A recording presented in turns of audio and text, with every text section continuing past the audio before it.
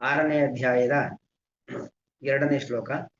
M ಸನ್ಯಾಸಮಿತಿ ಪ್ರಾಹುಃ ಯೋಗಂ ತಂ ವಿದ್ಧಿ ಪಾಂಡವ ನಕ್ಯ ಸನ್ಯಸ್ತ ಸಂಕಲ್ಪೋ ಯೋಗಿ ಭವತಿ ಕಶ್ಚನ.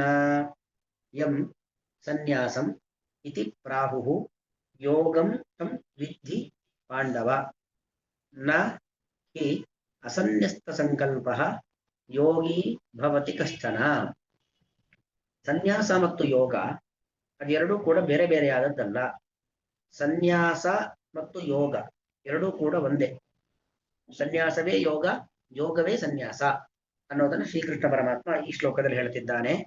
M ಸನ್ಯಾಸಂ ಇತಿ ಪ್ರಾಹುಃ, ಏನು ಸನ್ಯಾಸ ಅಂತ ಹೇಳ್ತಾರೆ, ಯೋಗಂ ತಂ ವಿದ್ಧಿ, ಅದನ್ನು ಯೋಗ ಎಂಬುದಾಗಿ ತಿಳಿದುಕೋ.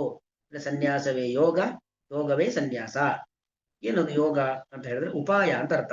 ಯೋಗ ಶಬ್ದಕ್ಕೆ ಅನೇಕ ಅರ್ಥಗಳಿದ್ದರೂ ಕೂಡ ಯೋಗ ಶಬ್ದಕ್ಕೆ ಮುಖ್ಯವಾದ ಅರ್ಥ ಉಪಾಯ ಅಂತ ಅರ್ಥ.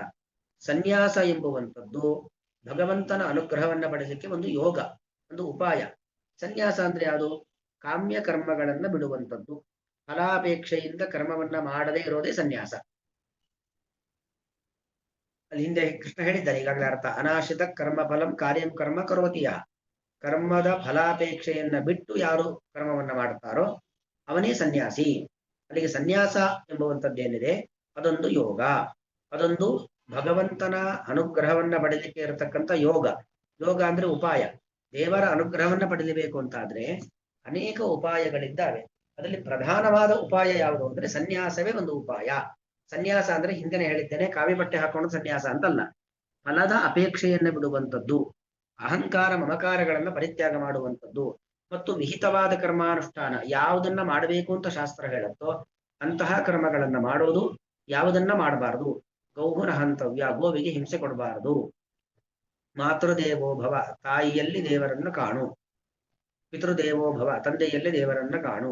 ಆಚಾರ್ಯ ದೇವೋ ಭವ, ಆಚಾರ್ಯರಲ್ಲಿ ಭಗವಂತನನ್ನ ಕಾಣು. ಯಾಕಂದ್ರೆ ದೇವರನ್ನ ನಾವು ನೇರ ನೋಡ್ಲಿಕ್ಕೆ ಆಗೋದಿಲ್ಲ. ದೇವರನ್ನ ಕಾಣ್ಲಿಕ್ಕೆ ನಮಗೊಂದು ಪ್ರತೀಕಗಳು ಬೇಕಲ್ವಾ? ಹಾಗಾಗಿ ಇದೆಲ್ಲ ಪ್ರತೀಕಗಳು. ಇಂತಹ ಪ್ರತಿಮೆಗಳಲ್ಲಿ ಭಗವಂತನನ್ನ ಕಾಣು ಎಂಬುದಾಗೆಲ್ಲ ನಮಗೆ ಶ್ರುತಿ ಆದೇಶ ಮಾಡುತ್ತೆ. ಯಾರಲ್ಲಿ ನಾವು ದೇವರನ್ನ ಕಾಣಬೇಕು ಅಂತವರನ್ನ ಧಿಕ್ಕರಿಸುವಂಥದ್ದು, ಅಂತವರ ಬಗ್ಗೆ ಅಗೌರವವನ್ನು ತೋರುವಂಥದ್ದು ಅದು ಅಕರ್ಮ ಆಗತ್ತೆ, ಅಕಾರ್ಯವಾಗತ್ತೆ ಅಲ್ವಾ? ನಾವು ಕೃಷ್ಣ ಏನ್ ಹೇಳ್ತಾನೆ, ಕಾರ್ಯ ಮಾಡಬೇಕಾದ ಕೆಲಸವನ್ನು ಮಾಡಬೇಕು, ಮಾಡಬಾರದನ್ನ ಮಾಡಬಾರದು.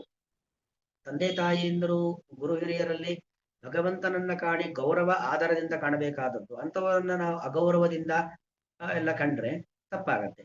ಹಾಗಾಗಿ ಸನ್ಯಾಸ ಎಂಬುವಂಥದ್ದು ಅದೊಂದು ಭಗವಂತನ ಸಾಕ್ಷಾತ್ಕಾರಕ್ಕೆ ಇರತಕ್ಕಂಥ ಉಪಾಯ, ದೇವರ ಅನುಗ್ರಹವನ್ನ ಪಡೆಯಲಿಕ್ಕೆ ಇರತಕ್ಕಂಥ ಉಪಾಯ, ಯೋಗ. ಹಾಗೆ ಸನ್ಯಾಸವೂ ಕೂಡ ಒಂದು ಯೋಗ, ಸನ್ಯಾಸವೇ ಒಂದು ಯೋಗ. ಯೋಗ ಅಂದ್ರೆ ಉಪಾಯ, ದೇವರ ಅನುಗ್ರಹವನ್ನ ಸಂಪಾದನೆ ಮಾಡಲಿಕ್ಕೆ ಅದೊಂದು ಉಪಾಯ. ನಹಿ ಅಸನ್ಯಸ್ತ ಸಂಕಲ್ಪ ಯೋಗಿ ಭವತಿ ಕಷ್ಟನ. ಯಾರು ಸಂಕಲ್ಪವನ್ನ, ಸನ್ಯಸ್ತ ಸಂಕಲ್ಪ ಅಂದ್ರೆ ಸಂಕಲ್ಪವನ್ನ ಬಿಟ್ಟವನು, ನಾನು ಸ್ವರ್ಗ ಬರಬೇಕು ಅನ್ನೋ ಕಾರಣಕ್ಕೋಸ್ಕರವಾಗಿ ಜ್ಯೋತಿಷ್ಠೋಮ ಯಾಗವನ್ನ ಮಾಡ್ತೇನೆ, ಅಥವಾ ಸಂಪತ್ತು ಬರಲಿ ಅನ್ನೋ ಕಾರಣಕ್ಕೋಸ್ಕರವಾಗಿ ಇನ್ನೊಂದು ಯಾವುದೋ ಯಾಗವನ್ನ ಮಾಡ್ತೇನೆ, ಹೀಗೆಲ್ಲ ಏನೇನೋ ಅಪೇಕ್ಷೆಗಳನ್ನ ಇಟ್ಟುಕೊಂಡು ಕರ್ಮವನ್ನ ಮಾಡುವಂಥದ್ದಲ್ಲ. ಹಾಗಾದ್ರೆ ನಾವು ಯಾವುದೇ ಅಪೇಕ್ಷೆಗಳನ್ನ ಇಟ್ಕೊಳ್ಬಾರ್ದ, ಸಾತ್ವಿಕವಾದ ಅಪೇಕ್ಷೆಗಳನ್ನ ಇಟ್ಟುಕೊಳ್ಳಬಹುದು. ನಾವೇನೇ ಇದ್ರೂ ಕರ್ಮವನ್ನ ಮಾಡ್ತಾ ಹೋಗ್ಬೇಕು. ಧನ್ವಂತರ ಹೋಮ ಮಾಡಬೇಕು, ದೇವರು ನಮ್ಗೆ ಆರೋಗ್ಯ ಕೊಡ್ತಾನೆ. ಪ್ರತಿನಿತ್ಯ ಹರಿನಾಮ ಸಂಕೀರ್ತನೆ, ಭಜನೆ, ಪಾರಾಯಣ ಇತ್ಯಾದಿ ಮಾಡ್ತಾ ಹೋಗ್ಬೇಕು, ದೇವರು ನಮಗೆ ಒಳ್ಳೇದ್ ಮಾಡ್ತಾ ಹೋಗ್ತಾನೆ. ಯಾಕಂದ್ರೆ ಮನುಷ್ಯರಿಗೆ ಇರ್ತಕ್ಕಂಥದ್ದು ಅಜ್ಞಾನ. ನಮಗೆ ಯಾವ್ದು ಬಂದ್ರೆ ಒಳ್ಳೇದಾಗತ್ತೆ ಅಥವಾ ಯಾವ್ದು ನಮ್ಮನ್ನ ಬಿಟ್ಟು ಹೋದ್ರೆ ನಮಗೆ ಕೆಟ್ಟದ್ದಾಗತ್ತೆ, ಯಾವ್ದು ನಮ್ಗೆ ಗೊತ್ತಿಲ್ಲ ಅಲ್ವಾ? ಯಾವುದೋ ಬರೋದ್ರಿಂದ ನಾವ್ ಏನನ್ನ ಬೇಕು ಅಂತ ಬಯಸಿರ್ತೀವೋ ಅದು ಬರೋದ್ರಿಂದ ನಮ್ಗೆ ಒಳ್ಳೇದಾಗದೆ ಕೆಟ್ಟದ್ದೇ ಆಗಬಹುದು. ಅಥವಾ ಯಾವುದೋ ನಮ್ಮನ್ನು ಬಿಟ್ಟು ಹೋಗೋದ್ರಿಂದ ನಮಗೆ ಕೆಟ್ಟದ್ದಕ್ಕೆ ಬದಲಾಗಿ ಒಳ್ಳೇದೇ ಆಗ್ಬೋದು. ಹಾಗಾಗಿ ನಾವು ಅನಗತ್ಯವಾಗಿ ಯಾರೋ ನಮ್ಮ ಜೊತೆ ಇರಬೇಕು ಅಂತ ಬಯಸೋದಾಗ್ಲಿ, ಅಥವಾ ಯಾವುದೋ ನಮ್ಮಲ್ಲಿ ಇಲ್ಲೇ ನಮಗೆ ಬರಬೇಕು ಅಂತ ಬಯಸೋದಾಗ್ಲಿ ಅದು ಮಾಡಬಾರದು. ನಮ್ಮ ಕೆಲಸ ಏನೇ ಇದ್ರೂ ಕೂಡ, ಯಾಕಂದ್ರೆ ನಮಗೆ ಯಾವುದರಿಂದ ಒಳ್ಳೇದು, ಯಾರಿಂದ ಒಳ್ಳೇದು, ಯಾವುದರಿಂದ ಕೆಟ್ಟದ್ದಾಗತ್ತೆ, ಯಾರಿಂದ ಕೆಟ್ಟದ್ದಾಗತ್ತೆ ನಮಗ್ ಗೊತ್ತಿಲ್ಲ. ಅದು ಗೊತ್ತಿರೋದು ಯಾರಿಗೆ? ದೇವರಿಗೆ ಮಾತ್ರ ಅಲ್ವಾ? ಉದಾಹರಣೆಗೆ ರಾವಣನಿಗೆ ಕುಂಭಕರ್ಣ ಒಳ್ಳೆಯವನು, ಕುಂಭಕರ್ಣ ಜಗತ್ತಿಗೆ ಕೆಟ್ಟವನು. ಒಬ್ಬರಿಗೆ ಒಬ್ಬ ಒಳ್ಳೆಯವನಾದವನು ಎಲ್ಲರಿಗೂ ಒಳ್ಳೆಯವನಾಗ್ಬೇಕು ಅಂತಿಲ್ಲ. ಒಬ್ಬನಿಗೆ ಒಳ್ಳೆಯವನಾಗಿರ್ತಾನೆ, ಮತ್ತೊಬ್ಬನಿಗೆ ಕೆಟ್ಟವನಾಗಿರ್ತಾನೆ. ತಂದೆಗೆ ತಮ್ಮ ಮಕ್ಕಳು ಒಳ್ಳೆಯವರು, ಅದೇ ಬೇರೆಯವರ ಮಕ್ಕಳು ಕೆಟ್ಟವನಾಗಿರ್ತಾರೆ. ಹೀಗೆ ಈ ಒಳ್ಳೆತನ ಕೆಟ್ಟತನ ಇದರಿಂದ ನನಗೆ ಒಳ್ಳೇದಾಗತ್ತೆ. ಈಗ ಉದಾಹರಣೆಗೆ ಒಬ್ಬ ಬಿಸ್ನೆಸ್ ಮ್ಯಾನ್ಗೆ ದುಡ್ಡು ಬಂದಷ್ಟು ಒಳ್ಳೇದು ಅಂತ ಹೇಳ್ತಾನೆ. ಅದೇ ಒಬ್ಬ ಸನ್ಯಾಸಿ ಅಂದ್ರೆ ಯಾವುದರ ಅಪೇಕ್ಷೆ ಇಲ್ಲದೆ ಇದ್ದವನು ಅವನಿಗೆ ದುಡ್ಡು ಬೇಕಾಗಿಲ್ಲ. ಅವನಿಗೆ ದುಡ್ಡೇ ಬೇಡ. ದುಡ್ಡು ಬಂದಷ್ಟು ಕೂಡ ಅವನಿಗೆ ಅದು ತೊಂದರೆಗೆ ಕಾರಣವಾಗುತ್ತೆ. ಅದರಿಂದಾಗಿ ಎಲ್ಲವೂ ಎಲ್ಲರಿಗೂ ಒಳ್ಳೆಯದಲ್ಲ, ಎಲ್ಲವೂ ಎಲ್ಲರಿಗೂ ಕೆಟ್ಟದ್ದಲ್ಲ. ಅದರಿಂದಾಗಿ ನಾವು ಮಾಡಬೇಕಾದದ್ದು ಏನು ಅಂದ್ರೆ ನಮ್ಮ ನಮ್ಮ ಪಾಲಿನ ಕರ್ತವ್ಯಗಳನ್ನು ನಿರಂತರವಾಗಿ ಮಾಡ್ತಾ ಹೋಗ್ಬೇಕು. ಆ ಕರ್ಮಕ್ಕನುಗುಣವಾಗಿ ಭಗವಂತ ಏನ್ ಮಾಡ್ತಾನೆ ಅಂದ್ರೆ ಫಲವನ್ನ ಕೊಡ್ತಾ ಹೋಗ್ತಾನೆ. ಫಲದ ಬಗ್ಗೆ ಅಪೇಕ್ಷೆಯನ್ನು ಇಟ್ಕೊಳ್ಬಾರ್ದು ಹೊರತು ಕರ್ಮದ ಬಗ್ಗೆ ಶ್ರದ್ಧೆ ಇರಬೇಕು, ಕರ್ಮವನ್ನ ಶ್ರದ್ಧೆಯಿಂದ ಮಾಡಬೇಕು. ಹಾಗಾಗಿ ಅಸನ್ಯಸ್ತ ಸಂಕಲ್ಪ ನ ಹಿ ಅಸನ್ಯಸ್ತ ಸಂಕಲ್ಪ. ಸಂಕಲ್ಪ ಅಂದ್ರೆ ಇಂಥದ್ದಕ್ಕೋಸ್ಕರ ಇಂಥ ಕೆಲಸ ಮಾಡ್ತಾ ಇದ್ದೇನೆ ಎಂಬ ಭಾವನೆ ಇದೆಯಲ್ಲ, ಆ ಇಚ್ಛೆ ಬಯಕೆ ಇದೆಯಲ್ಲ, ಅದೇ ಸಂಕಲ್ಪ.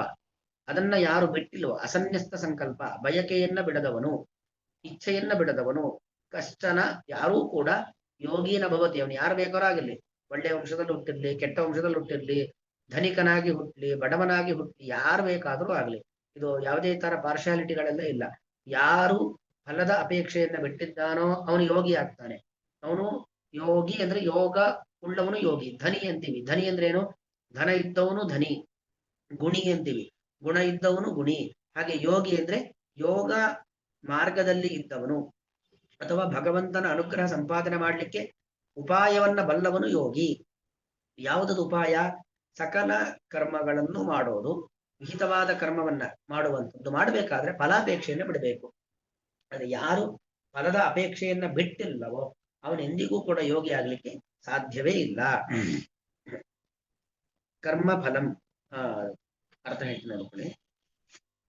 ಯಂ ಯಾವ ಸ್ಥಿತಿಯನ್ನು ಸನ್ಯಾಸಮಿತಿ ಸನ್ಯಾಸವೆಂದು ಪ್ರಾಹುಹು ಚೆನ್ನಾಗಿ ಹೇಳುತ್ತಾರೋ.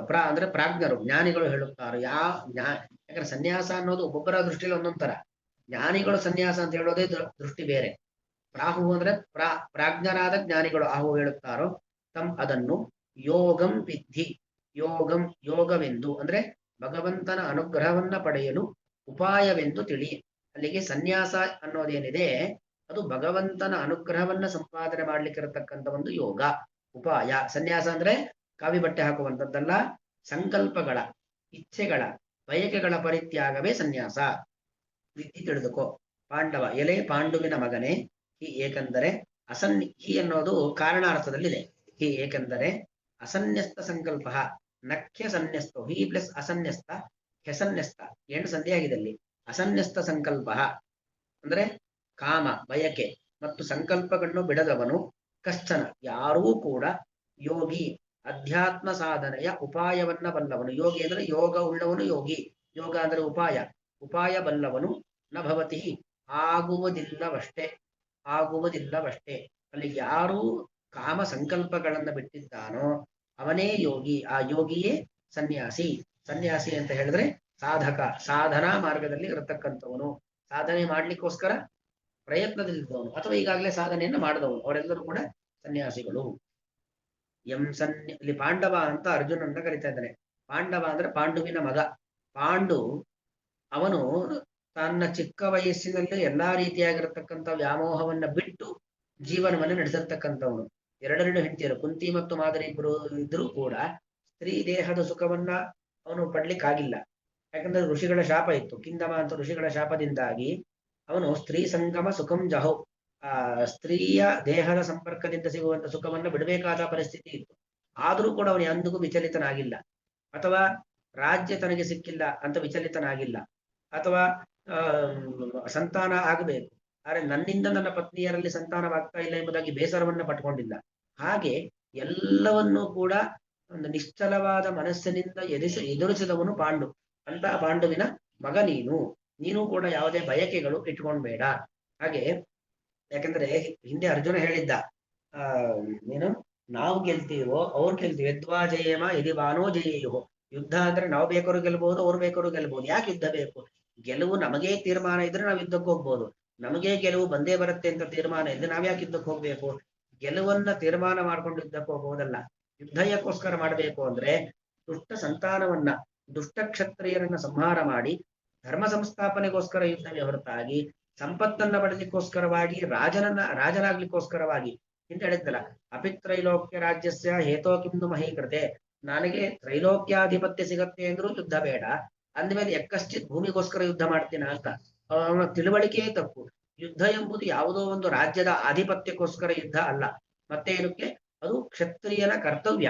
ಅಧರ್ಮ ಹೆಚ್ಚಾದಾಗ ಅಧರ್ಮ ನಾಶಕ್ಕೋಸ್ಕರ ಯುದ್ಧ ಮಾಡಬೇಕೇ ಹೊರತಾಗಿ ಯಾವುದೋ ರಾಜ್ಯ ಸಿಗತ್ತೆ, ಸಿಂಹಾಸನ ಸಿಗತ್ತೆ, ಪದವಿ ಸಿಗತ್ತೆ ಅಂತ ಯುದ್ಧ ಮಾಡುವಂತದ್ದಲ್ಲ. ಹಾಗಾಗಿ ಕೃಷ್ಣ ಈ ತರ ಎಲ್ಲ ಉತ್ತರವನ್ನ ಕೊಟ್ಟು ಅವನ ಮನಸ್ಸನ್ನ ನಿರ್ಮಲ ಮಾಡ್ತಾ ಇದ್ದಾನೆ. ಅವನ ಮನಸ್ಸಿನಲ್ಲಿದ್ದಂತಹ ಭಾವನೆಗಳನ್ನ, ಸಂದೇಹಗಳನ್ನು ದೂರ ಮಾಡ್ತಾ ಇದ್ದಾನೆ. ಯಂ ಸನ್ಯಾಸಮಿತಿ ಪ್ರಾಹು ಯೋಗಂ ತಂ ವಿದ್ಧಿ ಪಾಂಡವ ತಖ್ಯ ಸನ್ಯಸ್ತ ಸಂಕಲ್ಪೋ ಯೋಗಿ ಭವತಿ ಕಶ್ಚನ. ಶ್ರೀಕೃಷ್ಣಾರ್ಪಣಮಸ್ತು.